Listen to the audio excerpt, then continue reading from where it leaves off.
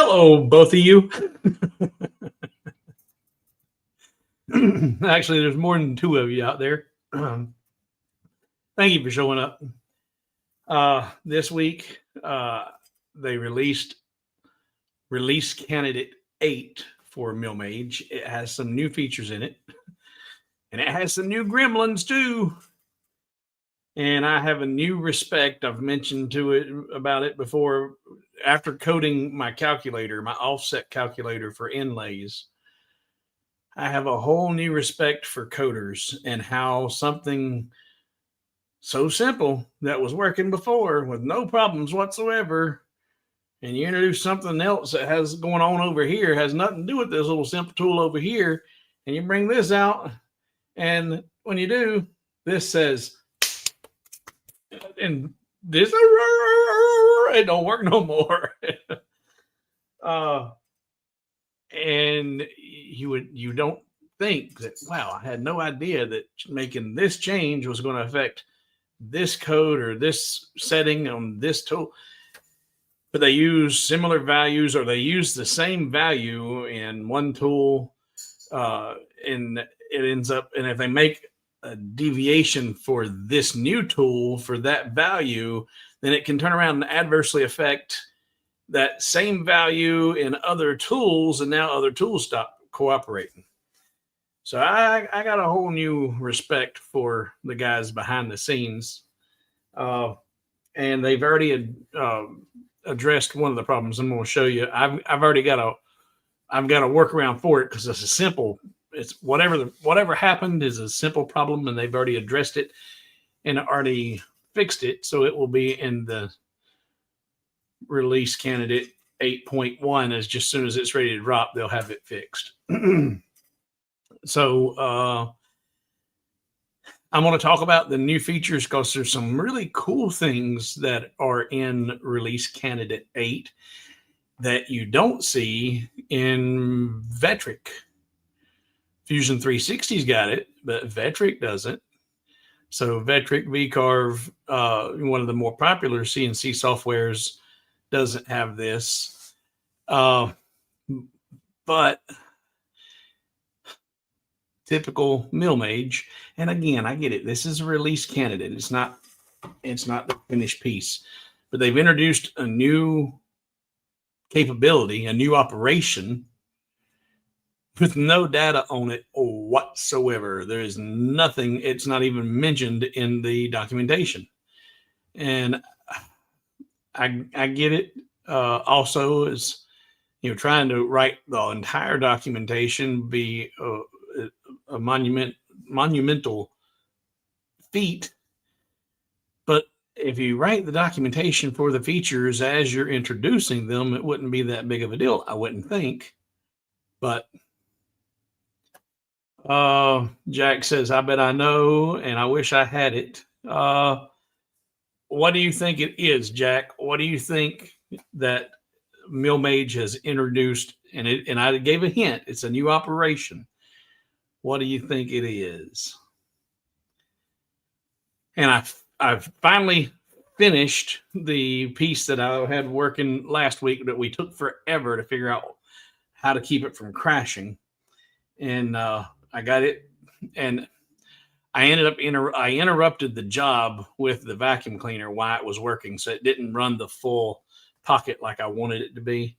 So it's not exactly the piece that I wanted, and it also, because of my problems that I was experiencing, I still haven't gotten a resolution or any answers or feedback from MillMage or anyone that might have any ability to input on why I was getting that strange G0 Z20 preemptive before even starting the code.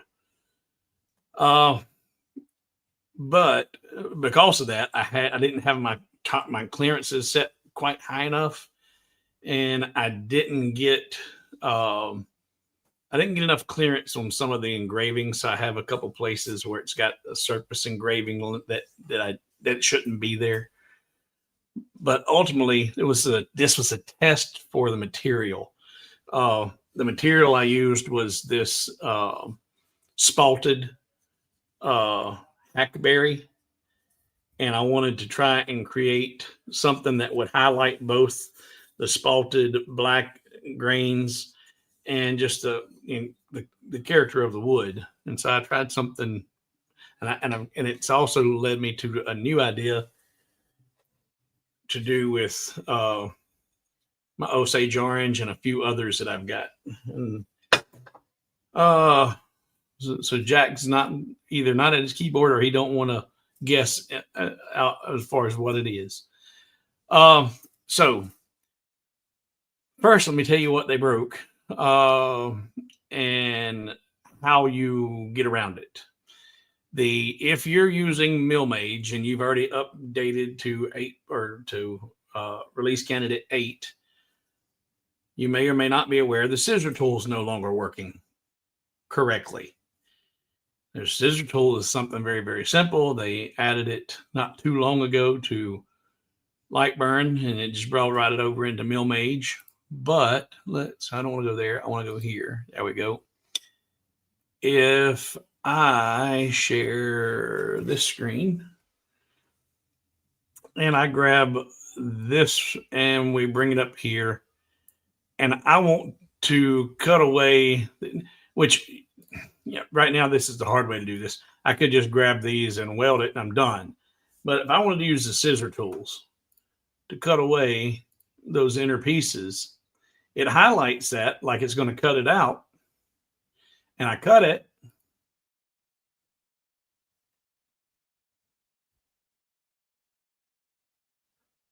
It's never done that before. I even tested this before going live and it didn't work. I am on release candidate 8. All right, I'll tell you what happened.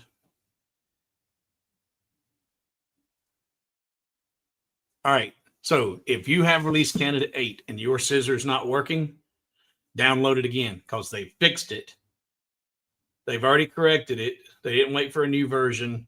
It's still release candidate 8. So they identified the problem, corrected the problem, and got rid of it.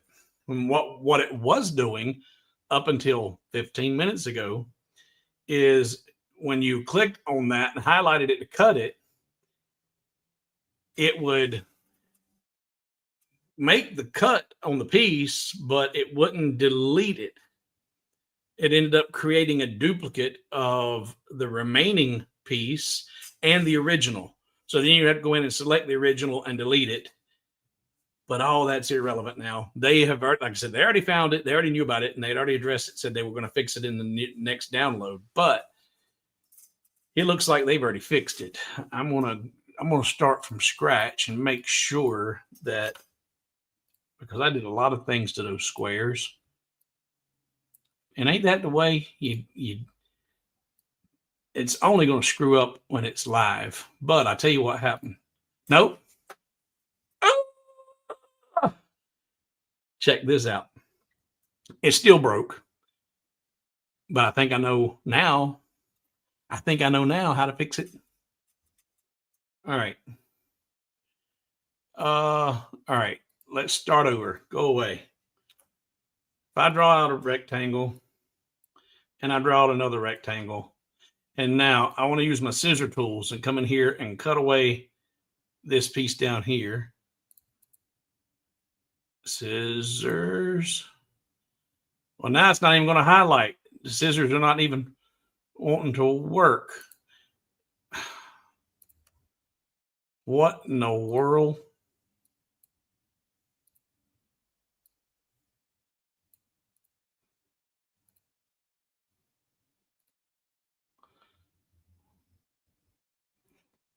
All right, now let's see. You know what? Let's get an ellipse. I don't think it's going to matter, but we're going to draw out a couple of ellipses. Scissor tools. It's not highlighting that or letting me make that cut at all. So here's what I think. We'll change these to a path and then go to scissors and nope. All right. Remember last week when I couldn't get it to repeat the problem that I had already replicated 100 times?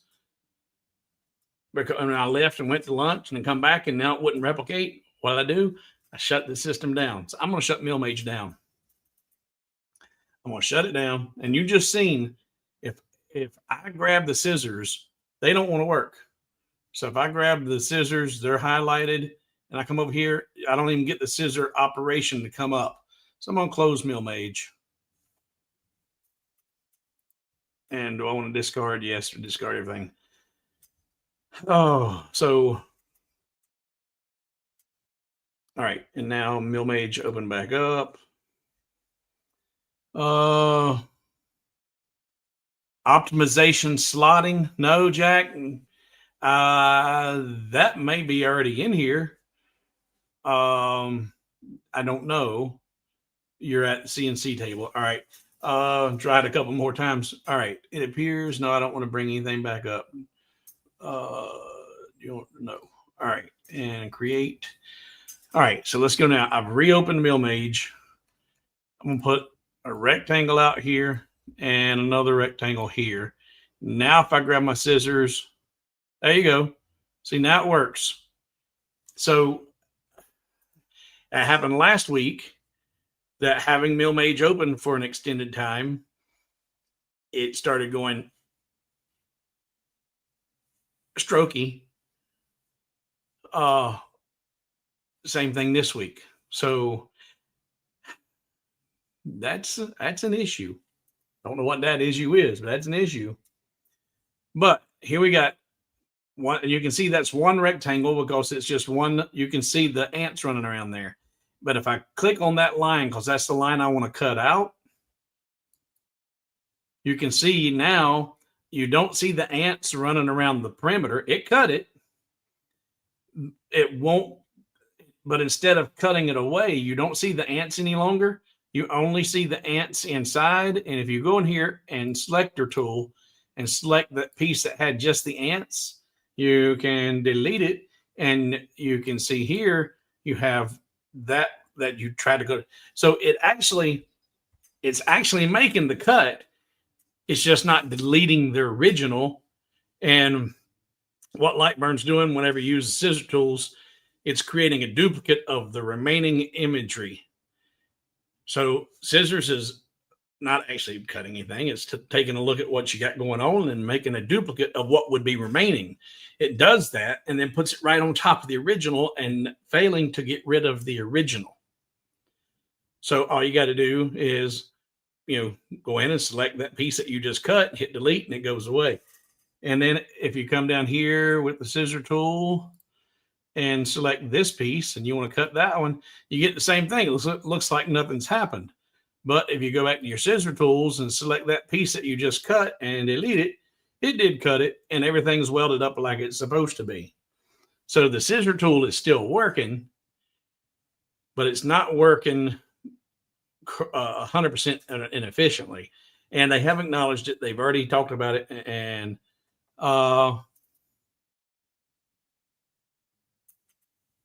if you notice only one, the only thing that's highlighted is the section that's going to be cut. And that's the way scissor tools work. The only thing that should be highlighted is the section that you're cutting away.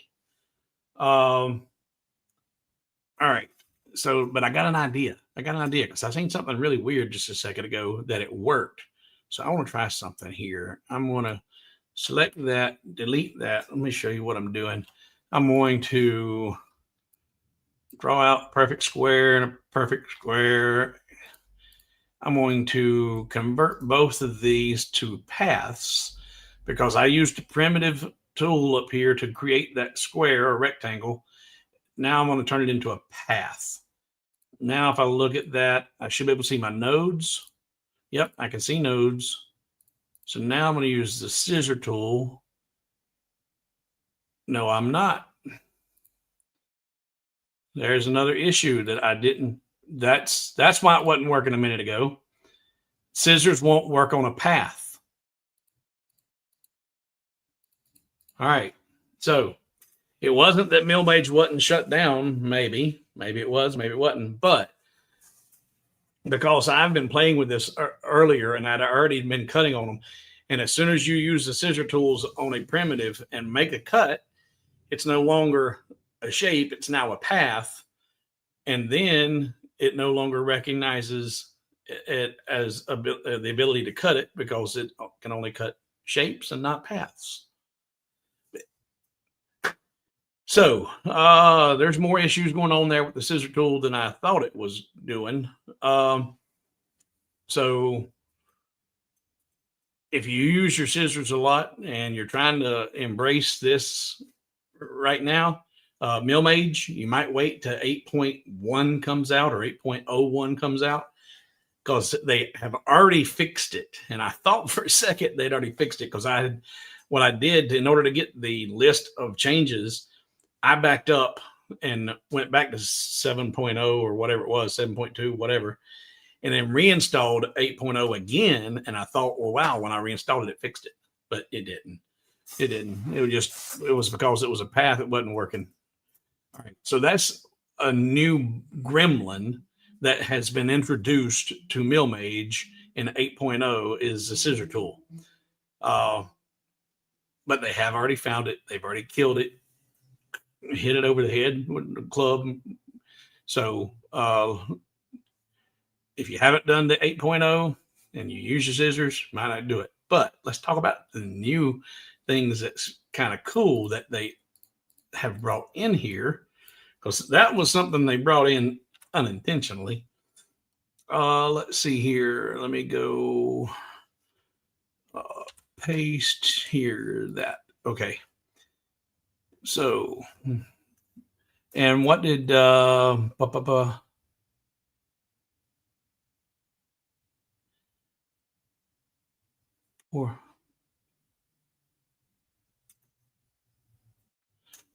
looking at the comments here,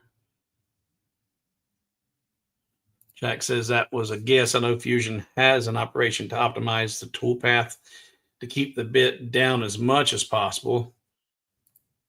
This is going to increase the productivity and the clearing. It's a pretty good feature, and I was surprised to see that Vectric didn't have it, and it's not something that's widespread over. Like I said, Fusion 360 is the only one that I recognize that had this operation. Let's see here.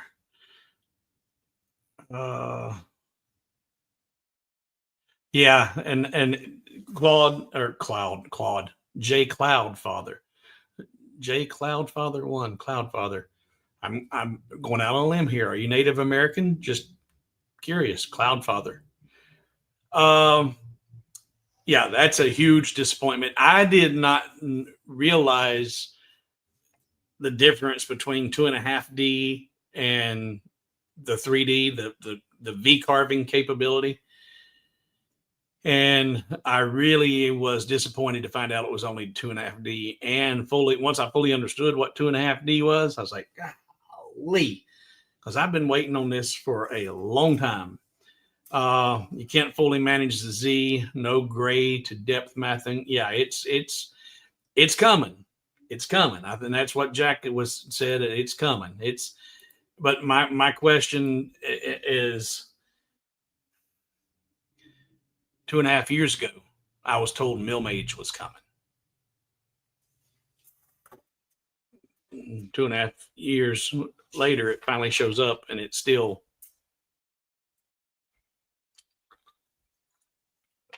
So anyway, let me give.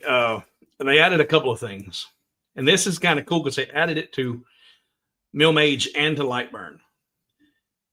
They added a undo history button, an undo history window in Lightburn and in MillMage. So I don't know. I haven't looked to see if Lightburn's already got a new update out with this in there, but let me show you this. It is, go over here. I'm going to draw. Nope, gotta get. There we go. Draw that, and then we'll get a ellipse. And what the heck? I just need to do a few operations here. I'm going to do that. And then I'm going to weld that. And then I'm okay. Oh, I need to undo about 4 or 5 steps. Okay. Well, you can sit here and click, click, click, click, click, or now you can go up here to edit. There's an undo history. Undo history. You click on that, and there you've got all these different places that you can click on to click and go back to it. So, but you don't. It's kind of cool, but at the same time, here's the your current state right here. So there, you click and go back to that there. You can see where your history's at. So that's kind of cool. And like I said, the fact that you can go through and see them and then go to that exact point and not just click, click, click, click, click, click. Oh, go back, go back, go back. So, but that's a new feature that's in MillMage and in Lightburn, just as soon as Lightburn has its next downloadable update. No, John, this is my new drink of choice, Sprite, or any clear non-caffeinated beverage. It is a choice. I had to give up caffeine. Caffeine had to go bye-bye. Caffeine was not helping my situation. And for some reason, when I do a 1-inch circle pocket using a V-bit, it's smaller. So not well. That could be if it's something. I'm not sure if it's thinking it's a different geometry, but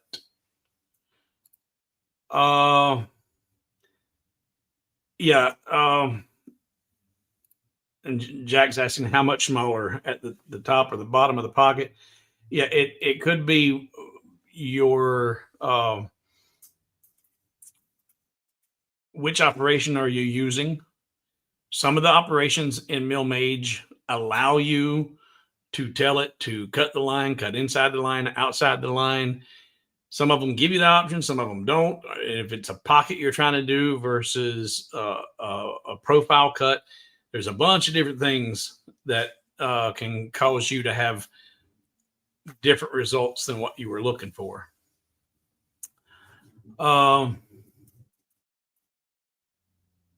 Let's see here.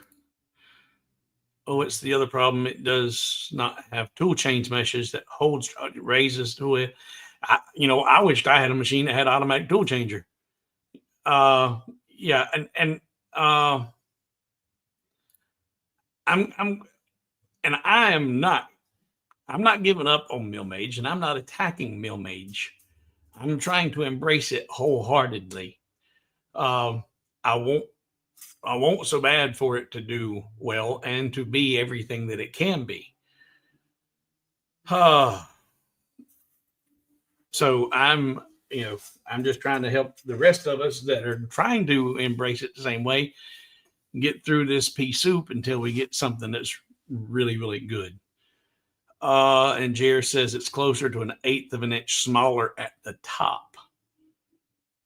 What kind of bit, Jer, are you using to do this with? And what operation are you using? What bit are you using?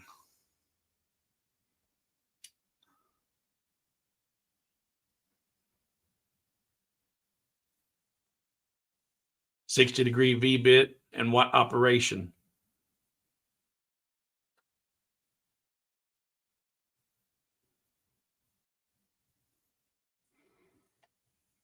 And for giggles, what machine are you using? Well, we don't have flat depth, Jack.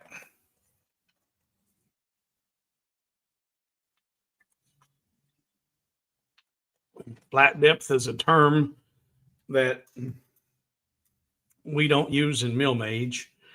Shapeoko. All right. And what was the operation? Your 60-degree V bit, and it's on each operation, regardless of the operation you're using, it comes out smaller. All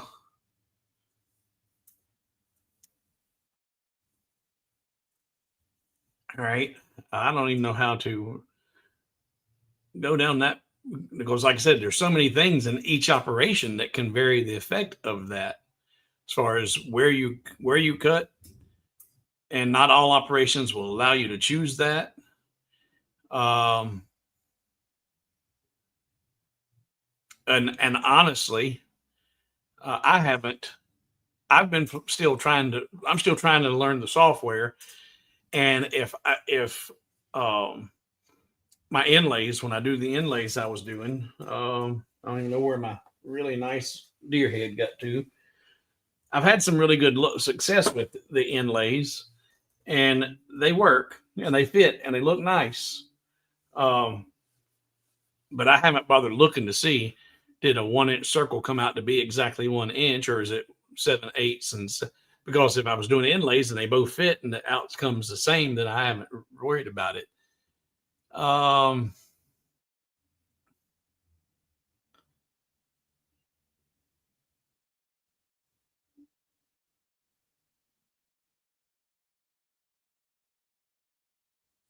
yeah. And Jack's asking, have you seen the same problem with other software? All right. Back to the features of 8, art release candidate 8. So the undo history is a new thing, and you're able to see all those possibilities. You can actually click on them and see those, and click to the one that you want it to be at. Now, last week, uh, if you were here, uh, you've seen me struggling with trying to figure out what to do to create this pocket that I wanted to do on this piece here. And this is what we ended up with.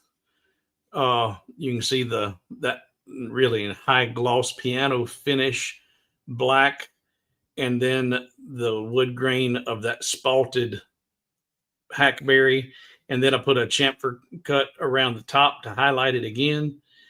I'm actually pleased with the way that this come out, and I will be developing more pieces like this. But there was supposed to be a feature in the bottom of this pocket that's not here because I screwed it up by hitting the vacuum nozzle in the machine and it locking down. I was going to put a row of fluted lines in there, alternated, about the width of the bit apart, just so that it wasn't just a slick bottom. Make it a little bit easier to grab pieces that were in here. If you got a couple of coins in there and you're not you don't have your nails done in the last month, or you've just cut them to the cuticles and you can't get a hold of it, by having those little flutes in the bottom help maybe get underneath the coins or whatever and pick them up. So that was the plan, was going to put flutes in it. That's in release candidate 8. They've introduced an operation for fluting, and it's really cool the way it works. I'm curious, and that's not that exotic. I bet Jack Vetrick probably has a fluting operation, do they? And I'm going to see, before I start that, I started setting the Z0 at the bottom of the project, and the depth is within 1 millimeter of what I set. So you've stopped having a Z issue by zeroing to the bottom, which that's odd. That was the one thing that fixed it. Yeah, they do. Okay.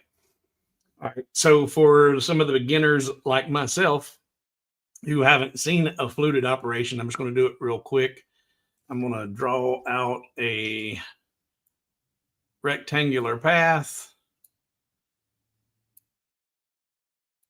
and we're going to put that in a new operation, and it's going to be a pocket, and it's going to be This one will be, how am I going to do this? I did this originally. Oh, I know what to do. I'll do this. Do 6, not 600, 6 and 6. And I think that'll be fine to get what I want. Assign that to that pocket. And then if I preview it, there you go. You can see there's a 6mm pocket that gets created there in the middle of the material.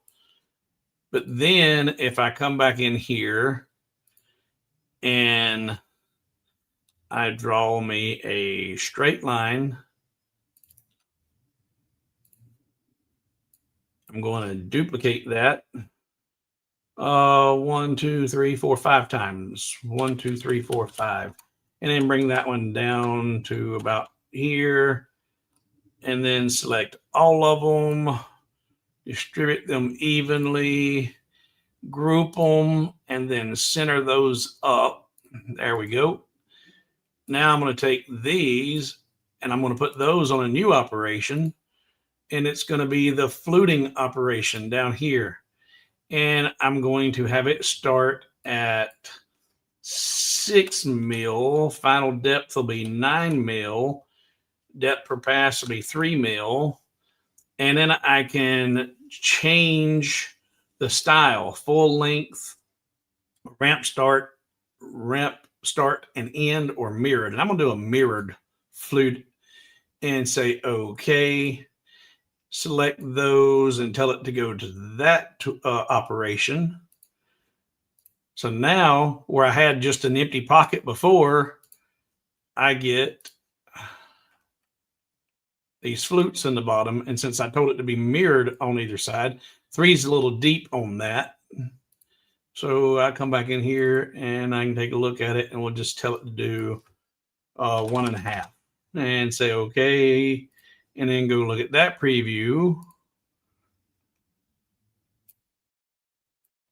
And you get that, and since it's mirrored, it ramps in on, come on, there we go. Ramps in here, goes down to 1.5 mil, and ramps back out to 0 again. But fluting, that is a new operation that they brought into MillMage in release candidate 8. That's pretty cool. And mirrored is just one option you can do with the flutes. You can do full length, and that changes it to where you've got that ramp that's ramping the full length all the way down to 1.5 from 0 to 1.5 instead of having it on just one side. And I'm still learning to drive this preview. But a fluting operation is one of 2 new operations. That's is the other one an operation? I think it might be. I may have misspoken earlier. It's not necessarily an operation as it is a style of milling. Yeah, maybe that's what it's called. It's a different way the CNC will mill the pocket out. All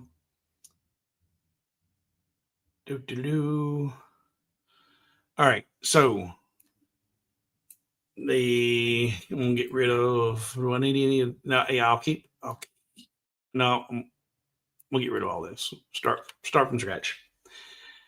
All right. So there's a couple of things that they've added. They're new features that I have no idea what they're talking about. And I'll show you those in a second. I'm going to make sure I see we did the undo history window and the fluting operation. Maybe one of y'all can help me with those. We'll see. They've added the ability to save and load template project files. I don't know the value of saving this as a template versus saving it as a job or or just a regular save MillMage file. I don't know, but they've added the ability to save and load template project files. But this one is the one that is only in Fusion 360, but not in Vectric. Trochoidal, trochoidal, trochoidal. There we go. Trochoidal slotting. Trochoidal slotting. Now, trochoidal slotting is going to allow you to clear your material a whole lot faster than a regular clearing pass, even with your most aggressive Badger or whatever. If you've got one of the bigger ones, it moves the bit in a way that it doesn't move it linear. Trochoidal moves it in an elliptical circle, the bit, and I'm going to show you this in MillMage. And you can change how big those, I guess the ellipses, I think are called trochoids, I think. But trochoidal milling, instead of moving straight across and giving you a clearing path in a straight line, your machine is creating these loops. And what that does, you can change the diameter of those loops. So if you're working with a 1/8 of an inch or a 3 millimeter bit, clearing bit, say you're using the 1/8 inch Badger, and you're going to use a 3 millimeter trochoidal clearing path, well, it's going to be clearing out a whole lot more material than just a straight line. And you can change the size of the loops, and you can change your steps between the loops. And because of that, the way that this is clearing, instead of that bit just moving in a straight line across there, clearing it out, where that's putting, you've got your cutting teeth are constantly working. They're always in contact with the edge of the clearing material. So that's creating more heat. It's putting a heavier load on your bits. And by doing those loops, it allows the bit, it's only clearing when it's making that contact. It makes that half step or whatever in. Only the front leading edge of that loop is actually cutting. So it's clearing out quicker. It keeps the heat down, keeps the load, your chip load down. There's a whole lot of advantages to it. The only disadvantage to it is because of its looping path.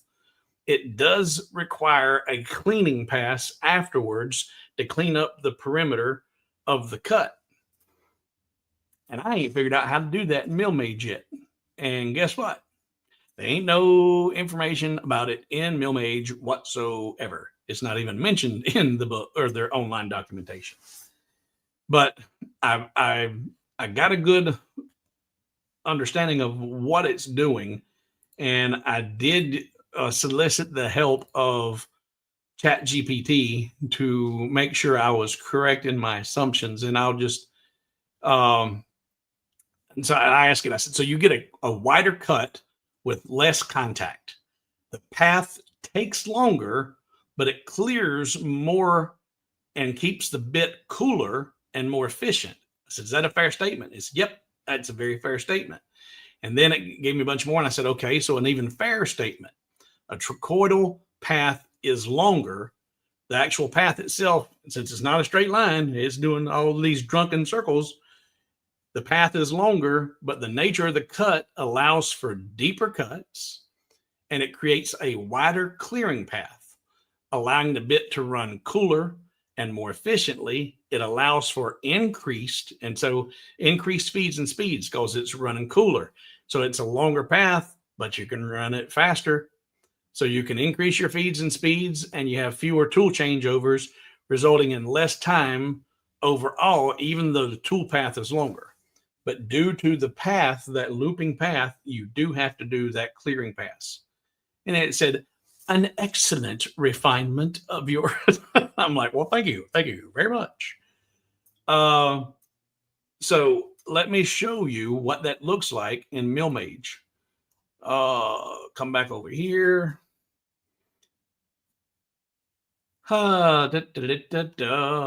If we get, I'm going to show you two of them here. I'm going to draw out. In fact, we'll make this a perfect square.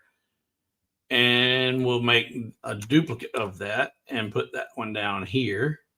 So those are both identical pieces and they're stacked right on top of each other. So if I were to come in here and grab an operation and tell it I want a profile and I want it to be start at 0, do a final depth of 6 and 6 and just be done with the see the side. We're going to cut along the line and say, okay, add both of those.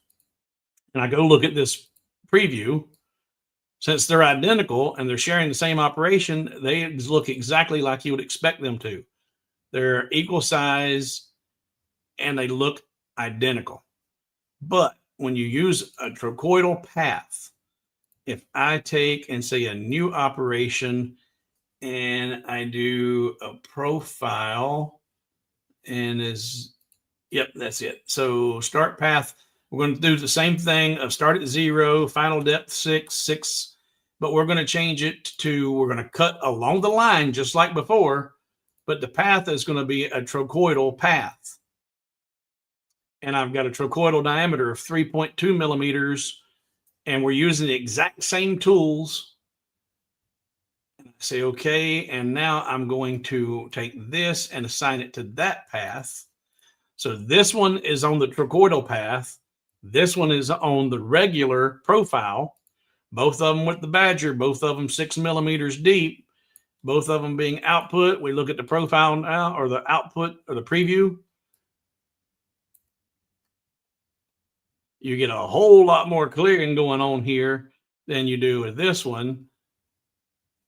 So there are advantages to that. And if you wanted to, I didn't even look to see if that was in the pocket operation, because that's really where you want to use this. I would think you don't want to do it on here, but if you want to clear all this material out, you want to clear as much as fast as you can. But over here, you can see that trochoidal path. You can see all the ellipses, all of the loops that's taking place in order to make that happen. Let's get it on down here, and you can see that it starts up, and I'm going to slow it down and tell it to play. So there you go. Now it's made a full loop, and it's going to continue to create those loops. And this, what's in here now, that's on the original path. I didn't take it off the original operation. And that's why you see that. That wouldn't be there normally. I just didn't take it off. Jack says that's what we call a wobble in fiber lasers.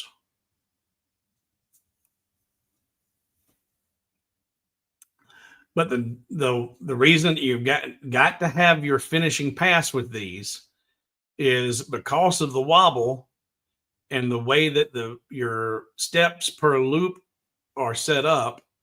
It leaves these ridges, these high profiles around the perimeter of your piece. It's washboard. You don't see that on the other one, but you get these washboards when you use the trochoidal path. Trochoidal.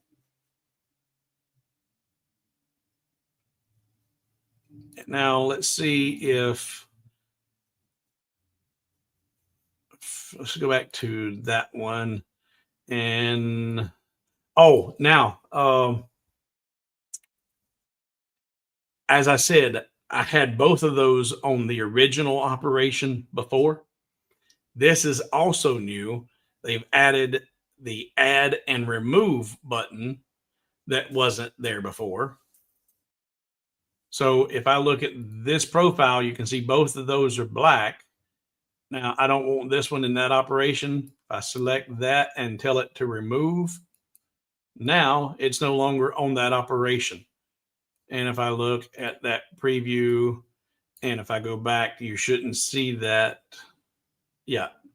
So there you can see it didn't have that to begin with. So the add and remove is new.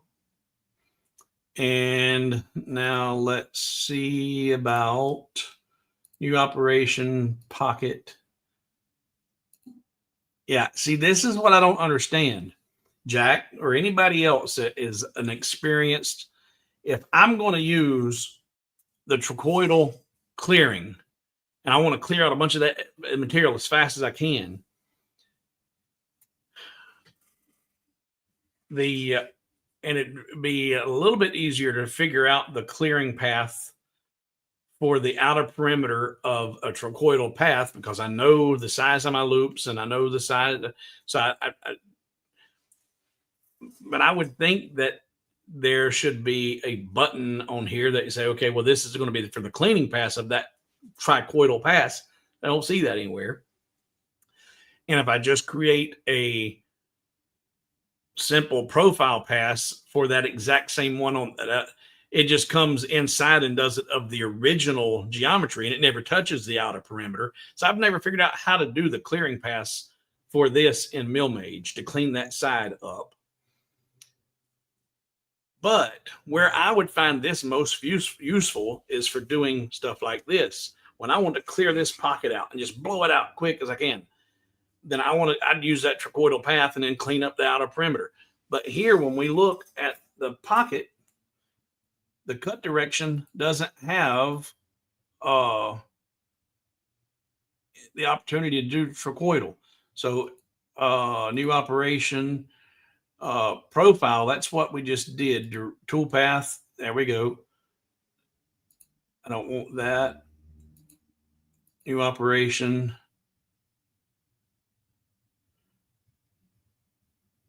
Female inlay. Of course, you wouldn't want to use it there, but I was just curious if it was. New operation surfacing. You wouldn't use it there either. The only time I could see that I'd realize they've got it in the profile, but they don't have it for the pocket. And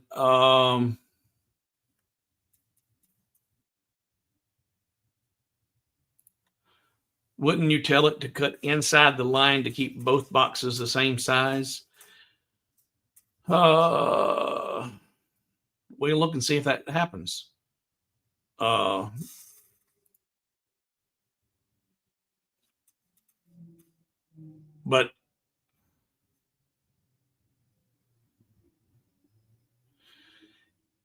yeah, Jack says that's what I like about Vetric. You can put 2 bits in one operation, and that's what someone else mentioned earlier in the stream here. Was it Cloud that mentioned not being able to change bits in an operation?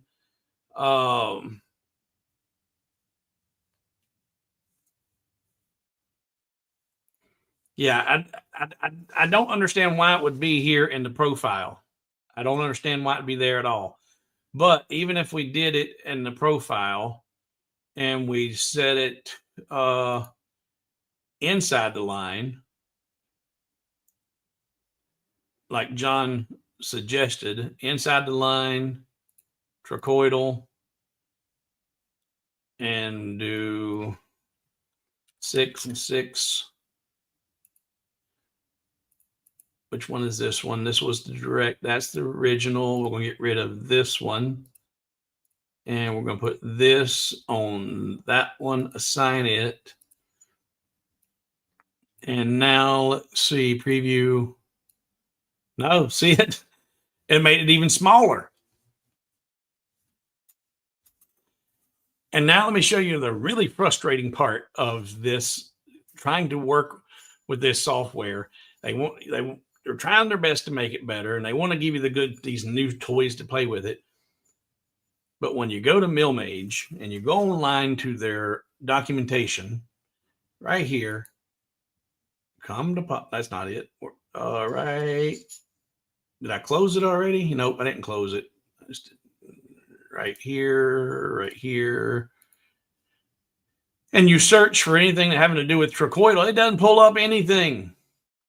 There's absolutely nothing at all available in the MillMage documentation for this new milling process.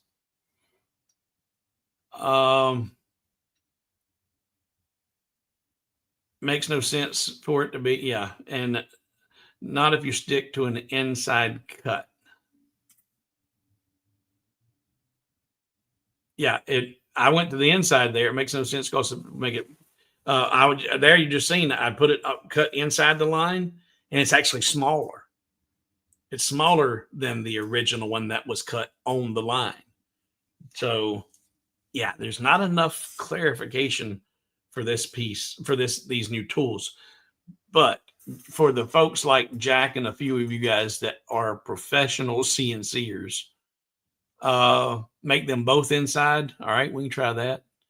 I'm going to show you what else is new. And let's put them both inside and see what happens. This one and tell it to go inside the line and say okay. And now preview. All right, all right. So they both inside. They come out. Means the outer perimeter is the same, but look at that difference of that inside there. That doesn't. That just doesn't. I don't see the value of that. I see the value of trochoidal milling. I can see that being a huge time saver, bit saver, because it's going to be less wear and tear on the equipment. And it's from the research that I did do, ideally what it was started out for, why they implemented it was for doing extremely hard material, very, very dense material or metals. Anything that's the harder it is, the more heat that it's going to generate. So even with a metal milling machine that's going to be milling aluminum, it's liquid cooled, but they're using the trochoidal milling so that it's cutting, cooling, cutting, cooling, cutting, cooling. It runs a whole lot cooler, so it's less wear and tear and adds life to your bits. So it's more about increasing the life of your bit, but then there's a whole bunch of other advantages that come along with it too. But I don't see any reason to have that in a profile operation at all. It's almost like that should have been set up in a pocket operation. And I don't understand why you would need that and not just do a complete clearing and be done with it. I'm sure there is a reason, but because I don't know what I'm doing, I don't understand it. But I like the idea. Maybe an outside steel will cut it out, but more material gone on outside if you just want the inside part. Yeah, I don't know. Don't know. All right, so back to the other stuff that they've added for 8.0. So we talked about the undo histories, adding the fluting. Here, split out control units from the device units. No idea what that means, but you have the ability to split out control units from device units now. Develop 2D tangent circle generator from a triple circle input.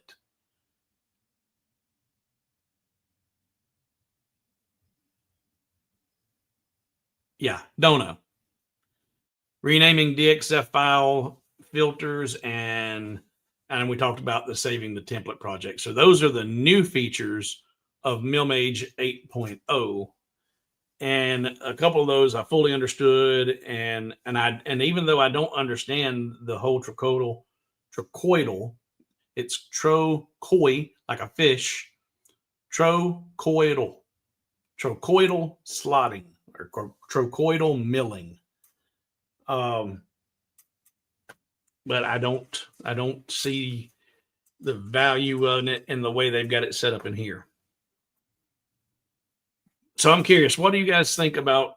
And I've got an idea on this. On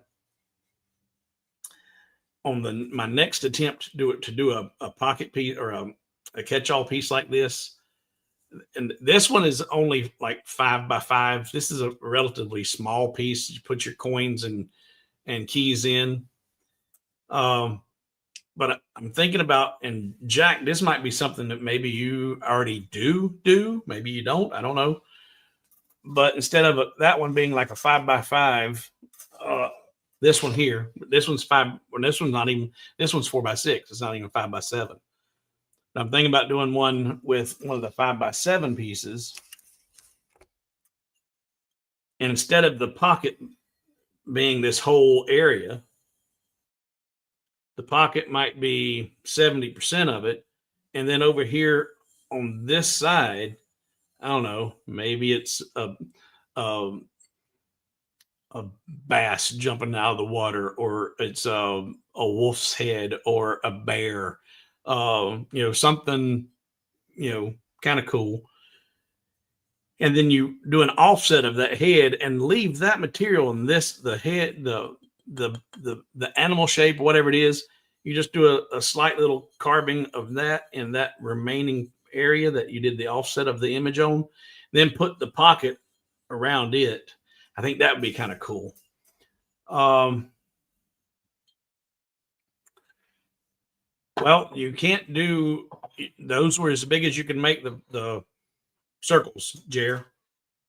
Jer says, I think I got it. If you make the circles bigger in the operation, it'll work out like a pocket profile and clear everything out. But that is as large as you could make those loops. You can make them smaller, but you can't make them any larger. I thought about that too. So I don't see I don't see the benefit in the way this is set up right now. And I did invite anybody to come on from MillMage to talk about what's going on and see if they could help explain the problems I was having last week.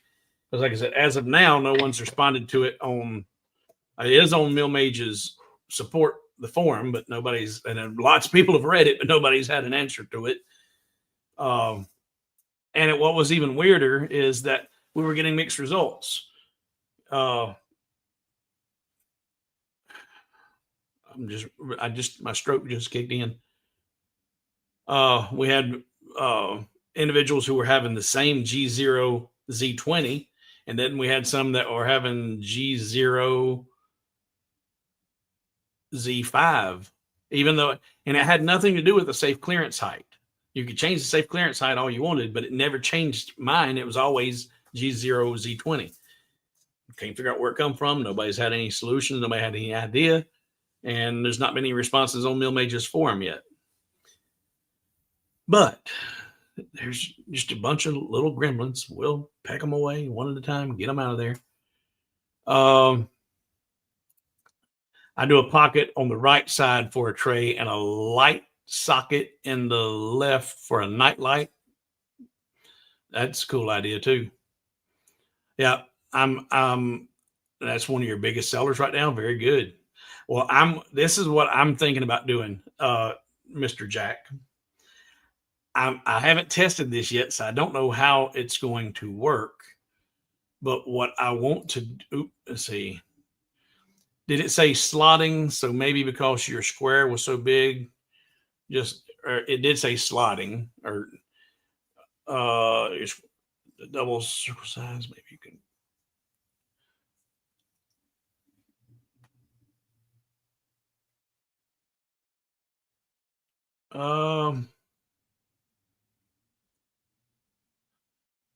Because your square was so big, just meant for double the circle size, it is as big as you can go. Well, you can't change. I mean, if you if you go back in here, we go back, and this is the one that was in the. Here's, you can change the diameter, your trochoidal diameter. This is your loop size or your loop diameter. The loop diameter is at 3.2 millimeters. This is the diameter of the trochoidal arc. And you can't go any bigger than that, but you can make it smaller. You can make it down to nothing, 0.2 of a millimeter. And when you do that, your step size had to go down to match it. And if you say okay, and you go look at that, and then you go look at your profile, it didn't really change the size, your outcome, but it changed the size of your loops over here. And by doing this that small, see, all that washboard's gone practically, because it took much smaller loops and much smaller step overs. So it got rid of that washboard effect, but it really increased your toolpath. And I'm curious now, let's do this. Let's take that and let's shrink that down considerably and make this as large as it can be. And as big as it can be is 3.2. And I'm going to do a 1.6 step over and say okay. And now look at the preview. All right, so that cleared that out.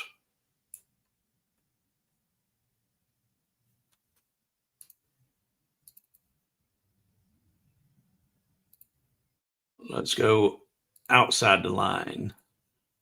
Preview. All right, by going outside the line, it's introduced another piece in the middle again. Yeah.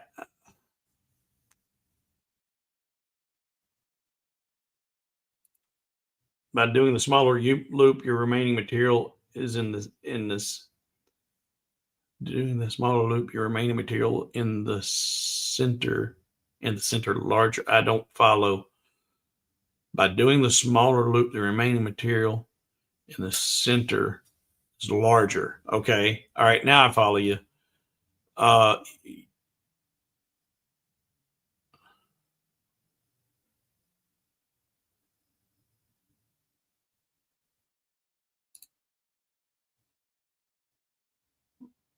Well,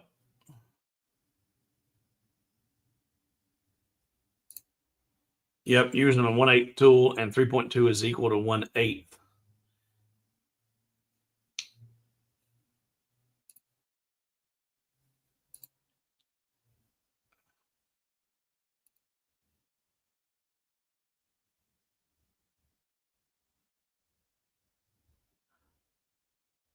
And Jared, this is only 5.9, and it still had that center spot in there with the widest possible loop.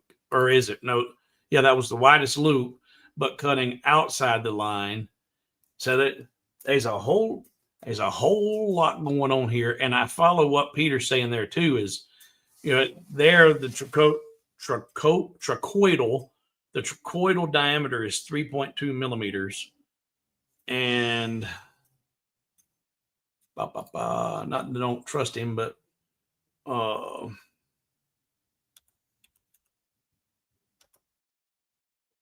right, divided by 25.4, or no, times 25.4.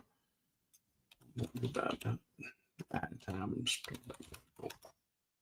yeah, it's actually 3.175 millimeters.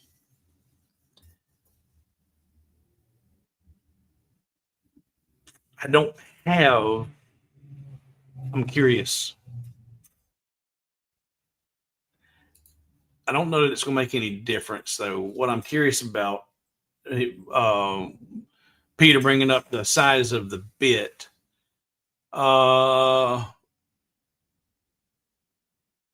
Let's go into my edit tools. And we're going to add a new tool, not a new category. We're going to add a new tool here, add a new tool. There we go. And this one is going to be,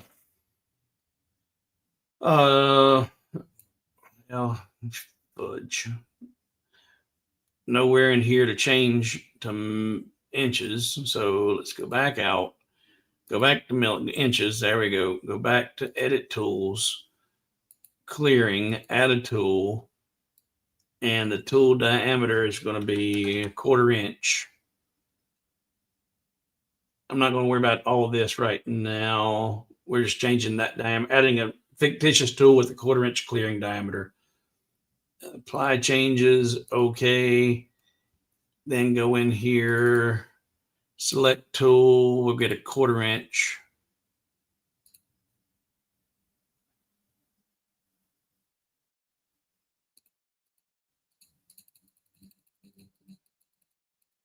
All right. So, all right. That's interesting. So the largest I can make that diameter is still the same 1/4 inch.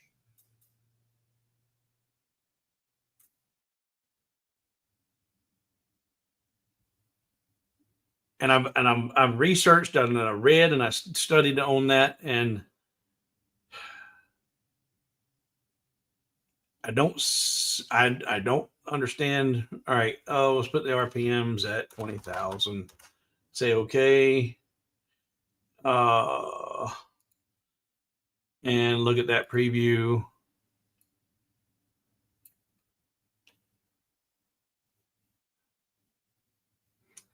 Still not getting. It'd be so beneficial if there was some instructions with this. But anyway, back to what I'm planning or trying to do. And Jack, I'm curious if you've done any of this. I'm curious about taking a piece of the Osage orange, or maybe even the walnut or something else. Not the walnut, the maple. And then staining it instead of painting it, staining it very, very, very, very dark. Then taking that stained, but no finish on it, no clear sealer, just the dark stained wood. Then put that on the CNC and carve out the fish, the bear, the fox, the wolf, whatever, the monogram, whatever you want to put on it, and carving it deep enough that you're getting past that stain and into the natural material. But I've not done that before. Typically does stain penetrate more than 2 or 3 millimeters? Or would it be an uneven? How would that look? Could you put a really dark stain on an exotic piece of wood to give it that finish, carve your piece into it, and then once you're done, then clear it and seal it, and have that contrasting, have that natural material showing where you've exposed it with the carving?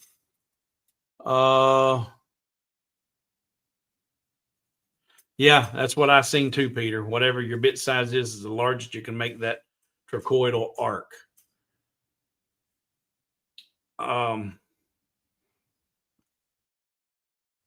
And I'm guessing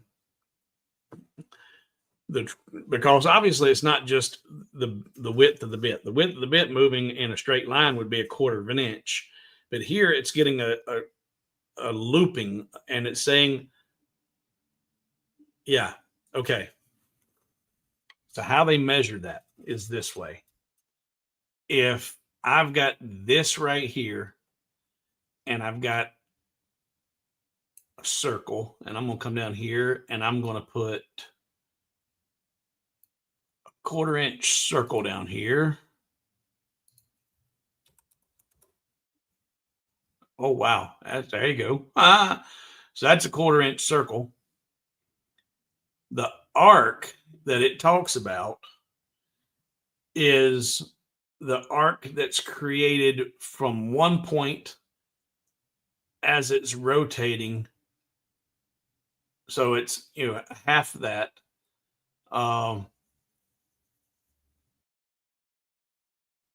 Let's go over to the preview.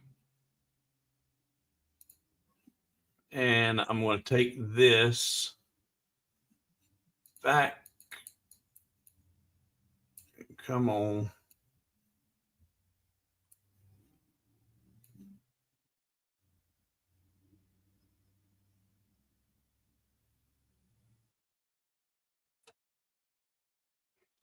All right, so from there to there,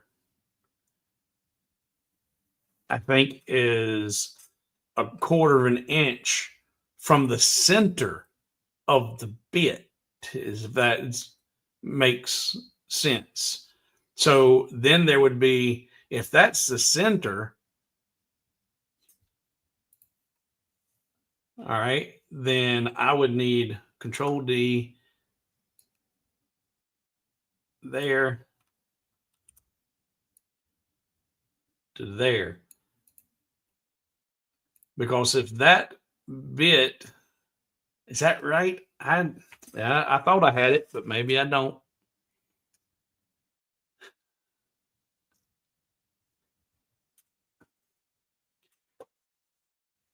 Nope. I thought I had it there for a second, but no. Because the quarter inch and that we got set up right now is the trochoidal arc. 1/4 of an inch for the trochoidal arc. In fact, let's go do this. Let's try something. What the heck?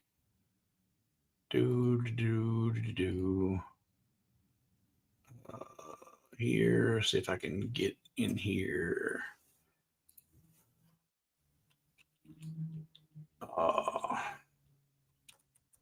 How wide is the path of a trochoidal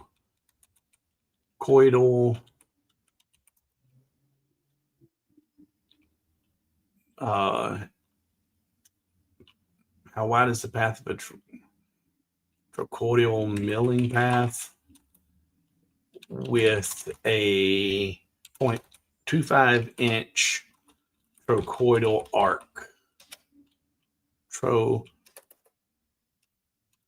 Trochoidal arc.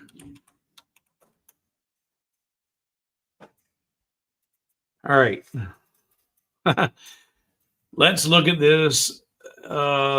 Let's carefully work through this. Trochoidal milling, the width of the cut is also called the step over, is related to the trochoidal radius arc. The tool radius, here you mentioned a 20 or 1/4 of an inch arc. So we calculate the width of the path so we can calculate. Understand what the trochoidal arc represents. The trochoidal arc is the radius of the circular portion of the tool path. The width of the cut is roughly the horizontal distance between the tooling, where the distance the tool engages on the material per pass.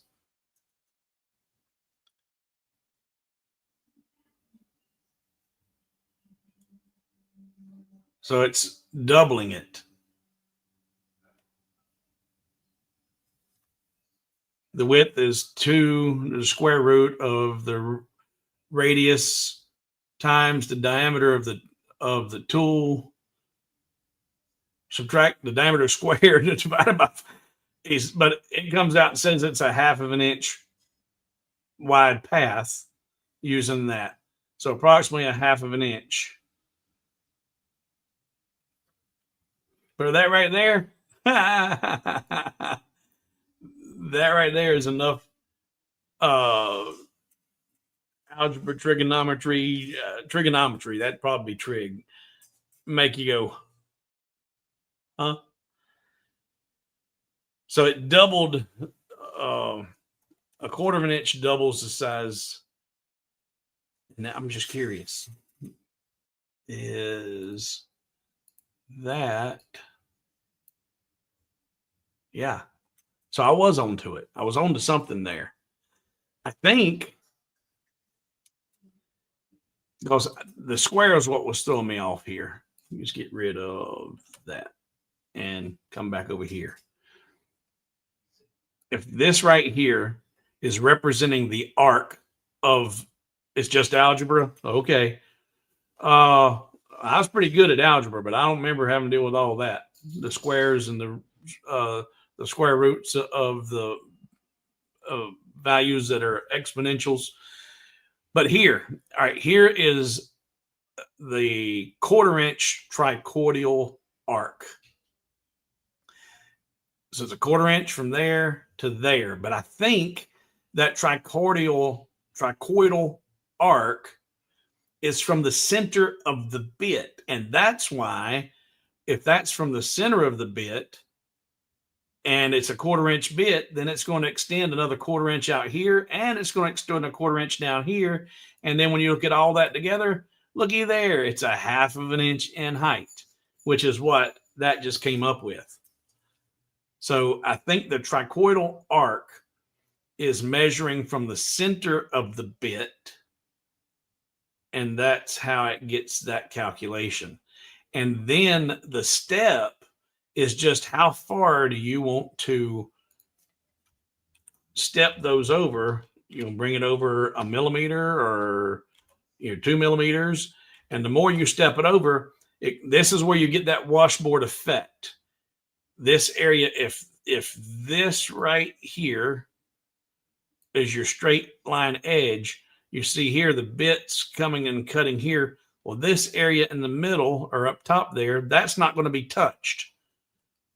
And every time it steps over like that, you're going to create that washboard or that ridge, remaining ridge there. And that's why it's necessary for a cleaning pass when you use tricoidal milling. So I think that's that. So long and short of it is, I think MillMage is on to some really good ideas. But man, they're not following through with stuff. The fact that this is only in the profile and it's not in a pocket, because I don't see the need for it in a pocket or in a profile. I want to use it as a clearing method.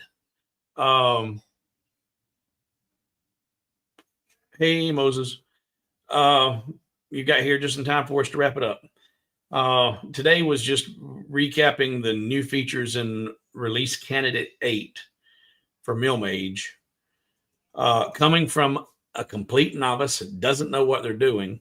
And why is that valuable? It's valuable because if they're wanting to bring this software out to folks like myself, I mean, it's almost as if they're wanting to bring something to the table that's going to be superior to anything else that's out there, or at least as good as anything else that's out there. But it's like, hey, I got this idea. Let's do that. Okay, here. It's not completely working yet, but we'll come back to that. Ooh, I got this idea. Let's do this here. Okay. Wow. All right. It's not 100%, but look, it's going to be good. And then we can do this. And here's part of it. There's just no follow through. Doesn't seem like. And again, for the bugs and all that, I've completely understand how that happens, and I do not begrudge any of those anymore after experiencing them myself. But the lack of follow through, the lack of the way that it's being presented, yeah, I got to take issues with it. I feel like it could be better. It could be a whole lot better. So anyway, and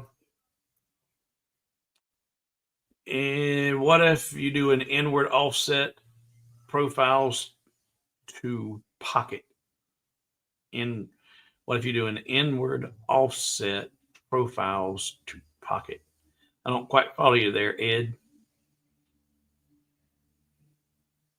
Oh, do an inward offset of the original piece and then yeah, but when you start having to set up multiple operations and that starts to The whole idea is to make it's quicker, faster, simpler. And this is none of that. All right. So yeah, as John says, in fact, right now it's more important than ever. You don't hear me asking you guys to hit that like button. I don't do that. It's I don't. I'm the world's worst self promoter. But when there's only 25 to 40 of us in a stream, if there's only 5 or 6 of us that hit a like button, then that percentage is really shows up. Whereas, if 30 of us hit the like button right now and have 100% like approval, which this is a little bit different today. We're talking about stuff that I'm still figuring out and introducing the new product, new features. Didn't do any projects, just showed the final result of last week. But right now, hitting that like button is more crucial than whenever I've got 130 people watching and 80% or 60 or 70% of them hit the like button. So yes, hit that like button. So Jerison, basically once the first pass goes through, the chips have a place to go anyways. I don't see it being that useful yet. I can see it being, I can see the validity of the technique. You're able to go faster. You're without putting additional chip load on the ultimate reason for its existence initially was for doing extremely hard materials and not putting so much pressure on your bit constantly and wearing and dulling and ruining your bits. Your people were just going through bits, as fast as they were their material. So this is it can be a time saver, but it's more about saving your bits. It's not being as hard on your equipment, I think. All right. So yeah, Peter, your numbers are a little bit off. If you hit refresh, we got less viewers right now. There's 30, 31. Somebody's just jumped on. But yeah, so if and honestly, the 30 people that are here right now, they've probably half of them are the ones that's hit the like button already. Steven says it's just all too easy. It's just all too easy. All you have to do is this is all just too easy. All you have to do is what? Where did you get your shop vac adapter? At Home Depot. Home Depot. In fact, I got the shop vac at Home Depot too. And there's a whole aisle of vac adapters. Oh my.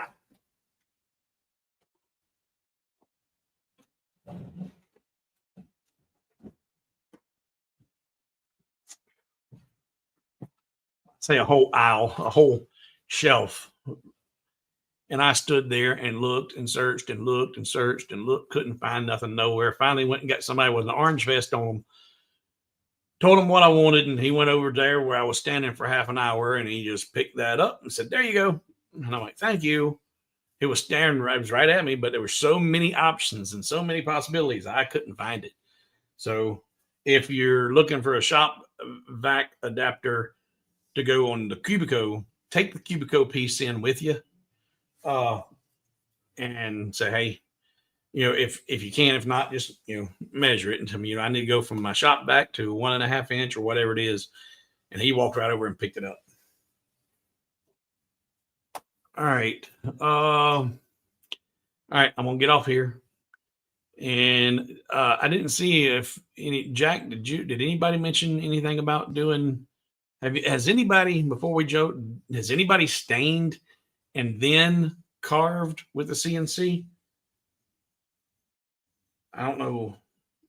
I don't think that I wouldn't think that the stain would penetrate. I guess it would depend on the wood, the species.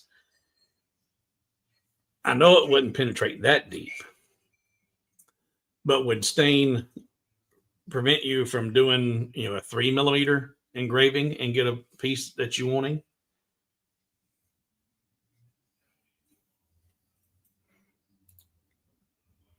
Mm.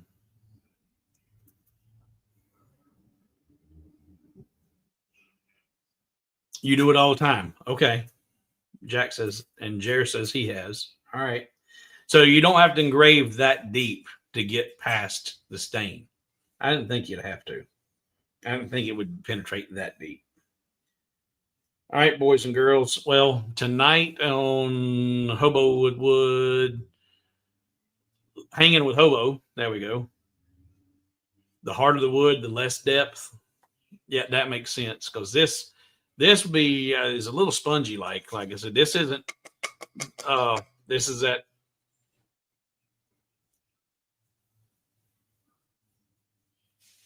Hackberry, thank you. Good Lord. This is the hackberry that I picked up when you and I went up there, Ed. And its density is about like basswood. But tonight on Hanging with Hobo, I got a new fruit basket that I'll show you step by step, easy design that you can create yourself. And I like this basket. It's really, really cool.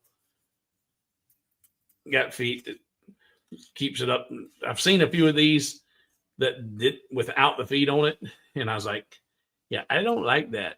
It was like, okay, it could sit there and kind of roll on the table, but I'll do complete how to, setting that up and designing it in Lightburn, start to finish. It's already on the website, but I'm going to show you tonight how to do that. Easy peasy. Anybody can do it.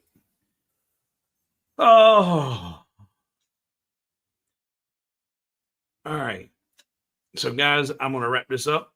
I think I hear somebody out at the front door anyway. And we'll see you at 9 Eastern time, which is 4.5 hours from now.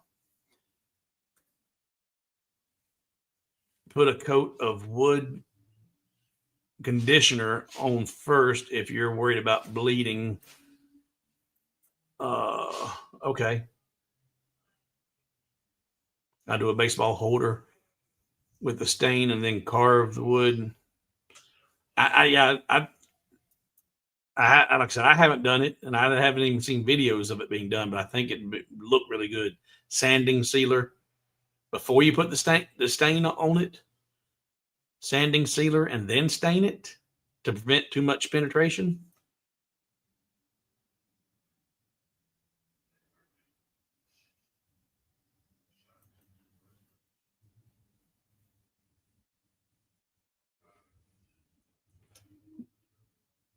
Do you do those sealers or clear coat before you stain it, Jack, or after?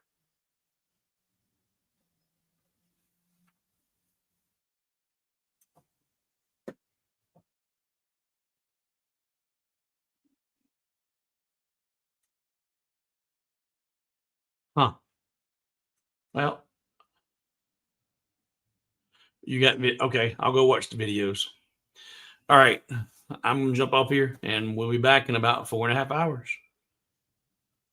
Get Polly with stain in it. All right. We're going to wrap this up, and I'll see you guys in a little bit. Guys, gals, most of the, I think these are all guys. I ain't seen any of the gals, I don't think. All right. We'll see you in a little bit.